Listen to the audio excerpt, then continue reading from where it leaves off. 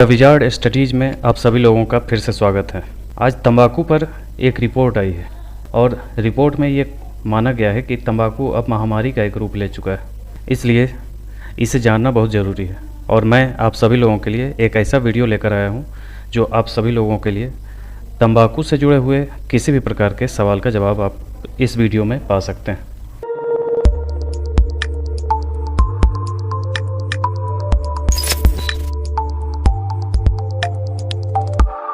तो चले देखते हैं। तंबाकू विश्व स्तर पर बीमारी और मृत्यु का सबसे व्यापक रूप से मान्यता प्राप्त रोकथाम योग्य कारण है।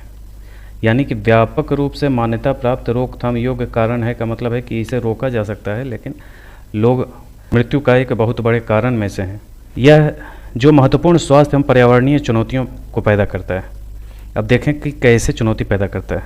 भारत की स्थिति क्या है, इसी को देखते हैं कि 2016-17 में भारत में लगभग 26 करोड़ लोगों ने तंबाकू का सेवन किया और चीन के बाद यह दूसरा सबसे अधिक तंबाकू उपभोग वाला देश बन गया है। ग्लोबल एडल्ट टोबैको सर्वे GATS से पता चला है कि भारत में सभी वयस्कों में से 28.6% और वर्तमान में तंबाकू का सेवन करते हैं, जिनमें से 42.4% पुरुष हैं और 14.2% महिलाएं हैं। WHO के अनुसार भारत तंबाकू का दूसरा बड़ा उपभोक्ता एवं उत्पादक है।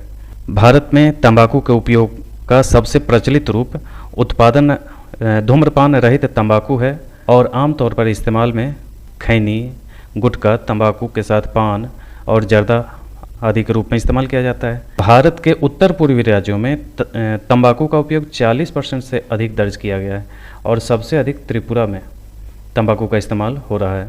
इसे भी आपको याद रखना है।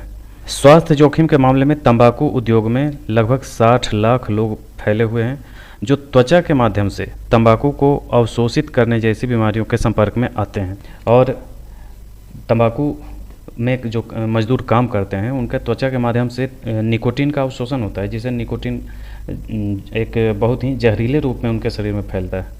यह भारत में मृत्यु और बीमारी के प्रमुख कारणों में से एक है। इसके कारण हर वर्ष लगभग 1.35 मिलियन लोगों की मृत्यु हो जाती है। ये बहुत ही व्यापक स्वरूप है तंबाकू का, जो सोचनीय विषय है भारत के लिए, इसलिए इस पर विचार करने की ज़रूरत है, इसमें सुधार की ज़रूरत है। देखें भारत ने क्या उपाय किए हैं इसके लिए।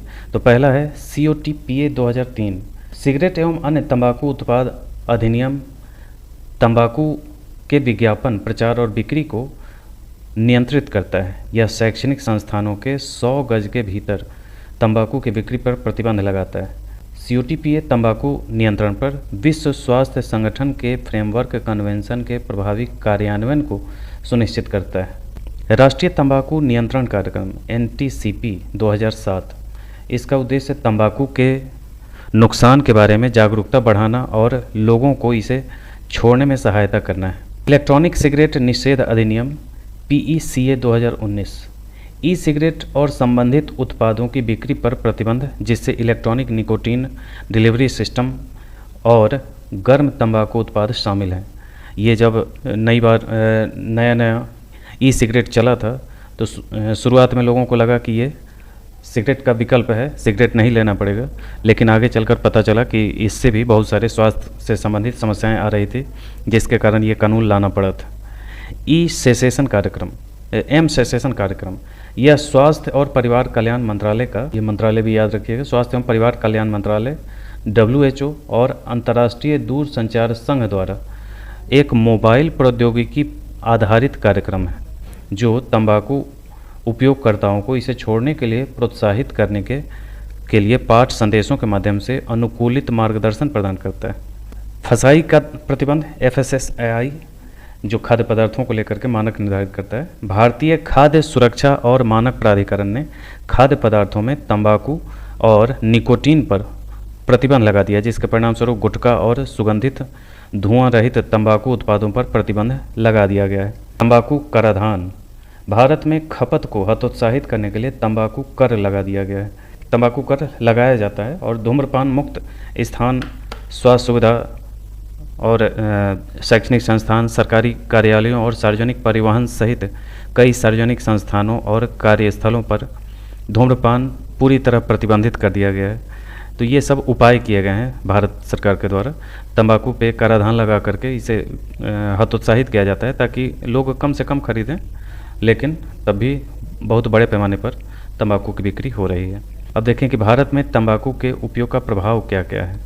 तो ये निष्क्रिय धूम्रपान न करने वाले, जिनसे बच्चे और गर्भवती महिलाएं शामिल हैं, उनमें सेकंड हैंड धुआं के संपर्क में आने के कारण जोखिम होता है। सेकंड हैंड धुआं का मतलब है कि अगर आप सिगरेट पी रहे हैं तो आपके आसपास जितने लोग हैं सभी लोग उस धुएं को ले रहे हैं, वही है सेकंड हैंड धुआं। जैसे किसी परिवार में एक व्यक्ति पी रहा है तो पूरे परिवार के द्वारा उसका संक्रमण फैल रहा है, और वो धुआं श्वसन संक्रमण, जन्म के समय कम वजन, अचानक शिशु मृत्यु सिंड्रोम, SIDS जिसे कहा जाता है, और अन्य स्वास्थ्य संबंधी समस्याएं होती हैं। यानी कि कोई सिगरेट पी रहा है तो आप सिगरेट स्वयं पिएं या ना पिएं, उसका सिगरेट का धुआं आपके सांसों के माध्यम से शरीर में जा रहा है तो वो नुकसान पहुंचाएगा ही, और ये विभिन्न प्रकार की समस्याएं यही हैं।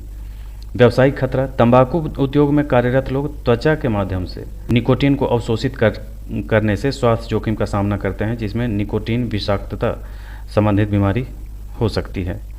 और स्वास्थ्य पर इसका असर कैंसर, फेफड़े की बीमारी, हृदय रोग, स्ट्रोक जैसी कई बीमारियां ये सब होती हैं।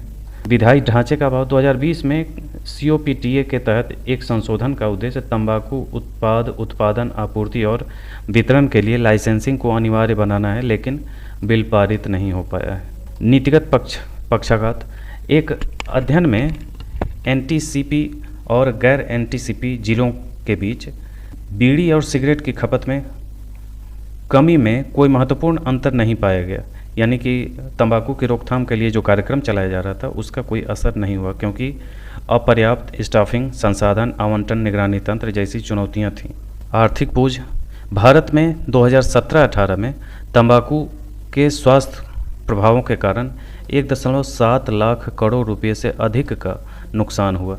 यानी कि तंबाकू के सेवन से जो लोग बीमार हुए और उस तंबाकू से बीमार होने पे जो खर्च आया वो लगभग 2 लाख करोड़ के आसपास का था। ये आर्थिक बोझ, अगर लोग तंबाकू का सेवन ना करते तो ये खर्च बच जाता लोगों का।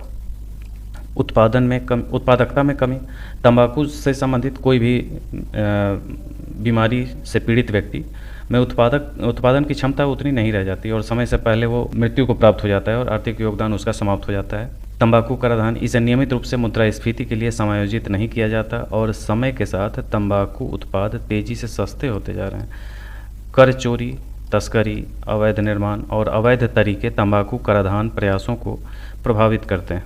उद्योग का प्रभाव, भारत का तंबाकू हस्तक्षेप सूचकांक खराब हो गया है, जो शासन में उद्योग के प्रभाव को दर्शाता है। मृदा अपरदन, तंबाकू की खेती क्षरणकारी है और मिट्टी के पोषक तत्व को नष्ट कर देती है, तो ये मिट्टी पे भी प्रभाव पड़ता है। वनों की कटाई, तंबाकू के उत्पादन के कारण 1 किलोग्राम तंबाकू पर 5.4 किलोग्राम लकड़ी की खपत होती है। ये अपने आप में बड़ा नुकसान है वनों की कटाई का। 1 किलोग्राम तंबाकू के इस्तेमाल के लिए 5.5 केजी लकड़ी की ज़रूरत पड़ती है, इसलिए वनों की कटाई हो रही है। और अपशिष्ट संचय, तंबाकू उत्पादन और खपत से सिगरेट पैकेजिंग, प्लास्टिक कचरे सहित काफ़ी मात्रा में अपशिष्ट उत्पन्न होता है, जो पर्यावरण प्रदूषण में योगदान देता है। तो ये अपने आप में जो प्री देने वाले लोग हैं उनके लिए भी और मेंस देने वाले के लिए भी इससे संबंधित दोनों प्रकार के सवाल बन जाएंगे। जैसे मेंस में भारत में तंबाकू के उपयोग का प्रभाव जैसे अगर पूछा जाता है तो आप ये पूरा आंसर लिख सकते हैं, और भारत में तंबाकू उपयोग की स्थिति पे भी अगर कहीं लिखने को आता है तो वो भी एक क्वेश्चन कंप्लीट हो जाता है। तो प्री और मेंस दोनों के हिसाब से ये टॉपिक जो है आप सभी लोगों के लिए महत्वपूर्ण है, इसलिए इसे नोट कर लीजिएगा और अगले एग्ज़ाम के लिए तैयार होइए। आज के लिए इतना ही, धन्यवाद।